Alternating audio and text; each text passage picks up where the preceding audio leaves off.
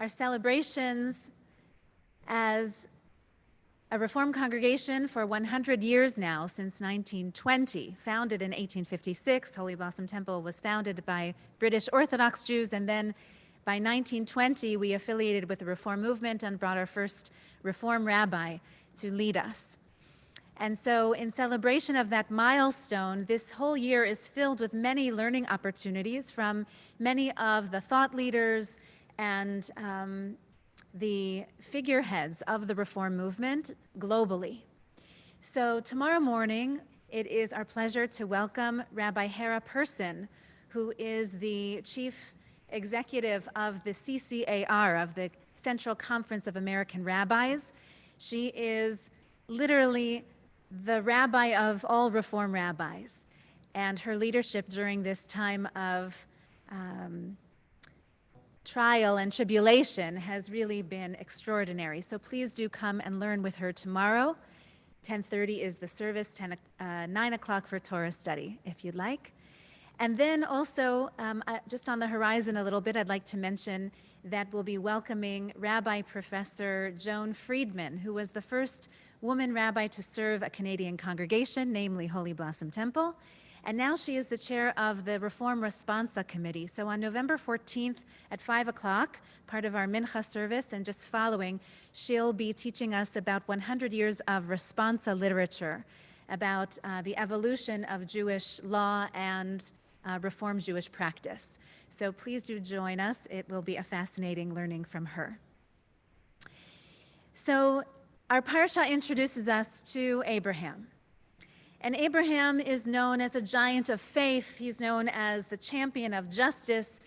He's known as the patriarch of the Jewish people, the patriarch of all monotheists. But tonight, I'd like to lift him up as a person of great resilience. He is known as Avram HaIvri, Abram the Hebrew. But Ivri also means the one who crosses over, the one who makes it from here to there. Avram was the one who crosses over the river Euphrates and sets out on that journey towards a destiny that only God would make known to him. He's also the one who transcends, who transports himself not only physically from region to region, but also he transcends from one stage of his life to another, and he overcomes one trial after another. According to Pirkei Avot, chapter 5, we are taught that Abraham was tested by 10 trials, and he withstood them all in order to make known how great was his love for God. Now, Pirkei Avot doesn't tell us what were those 10 trials. And so the later generations of rabbis, of course, zoom in to imagine what were the 10. And they sift through all of the narrative of the Abraham story, and they identify 10. But they don't agree on which 10. I know of 5 sources that list 10 different trials. And if I know 5, there are probably another 5 sources of another top 10 list. But Maimonides, in his commentary on this Mishnah of Pirkei Avot, names the following 10 trials. God tells him to leave his homeland to be a stranger in the land of Canaan. Immediately after his arrival in the Promised Land, he encounters a famine. The Egyptians capture his beloved wife Sarah and bring her to Pharaoh. Abraham faces incredible odds in the battle of the 4 and 5 kings. He marries Hagar after not being able to have children with Sarah. God tells him to circumcise himself at a very advanced age. The king of Gerar captures Sarah, intending to take her for himself. God tells Abraham to send Hagar away after having a child with her. His son Ishmael becomes estranged, and then the grand finale, the 10th trial, God tells him to sacrifice his son Isaac on the altar. And in Genesis Rabbah, Rabbi Yehuda is recorded as having said that Avram ha'ivri, Abram the Hebrew, Abram the one who passes from one trial to another, he says this means Avram is the one who stands alone on one side, and on the other side are the rest of humanity, that he stands alone as he goes through this journey of trials. The whole world was on one side, and Avram was on the other. There are days when it feels just like that. And there are days when we lose count of the trials that have come our way in our own lifetime. Some might see that this coronavirus, this pandemic, is a chapter of our own book of life. It is a trial that we can name, that we can, God willing, one day tell our children and our grandchildren about. My hope is that it isn't a whole chapter, but just an episode in a long life, not only of trials, but of triumphs. According to Meor Einayim from the 16th century Mantua, each and every one of us must come into trial, just as Abraham did. Each of us is tested with 10 trials, even if we are blessed with God's blessing, as was Avraham Avinu, Abraham, our parent. So the question is how to transcend it, how to transport ourselves to the other side of it. And I'd like to conclude with a gripping scene.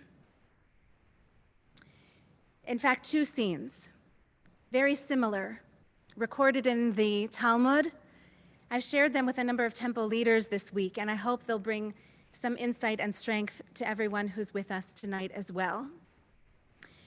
Rabban Gamliel says that once he was traveling on a boat, and he saw at a distance there was another boat that broke apart into pieces.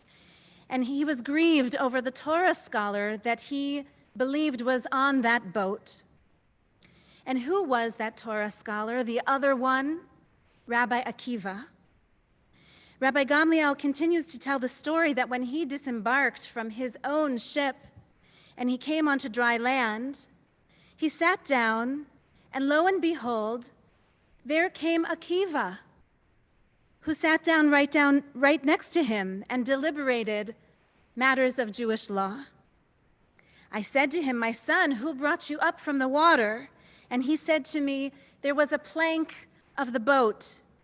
It came my way, and I held on. And then before each and every wave that came my way, I bowed my head." That is how Akiva survived the storm. He held on to a plank, and he bowed his head to every wave that came his way. So I ask you tonight to consider, what is your plank? What is it that you hold on to keep you afloat during this trial of your lifetime? And what do you bow your head to with humility and with hope that the waves will wash over you but will not carry you away? The second scene is Rabbi Kiva himself, who survived that first tragedy, that first trial.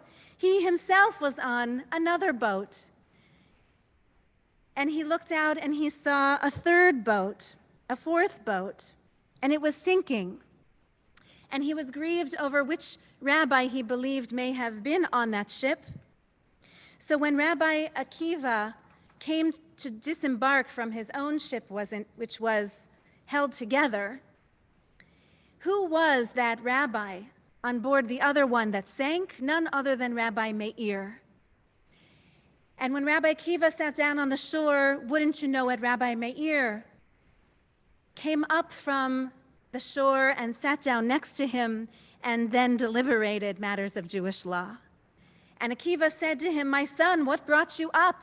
How did you survive that shipwreck, that trial?" And he said to me, "One wave carried me to the next. And then another wave carried me on to the next until I was cast to the dry land.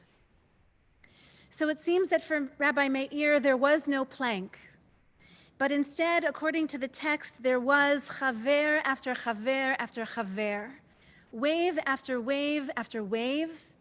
But chaver means friend. It's an unusual word, a surprising word to find in this text.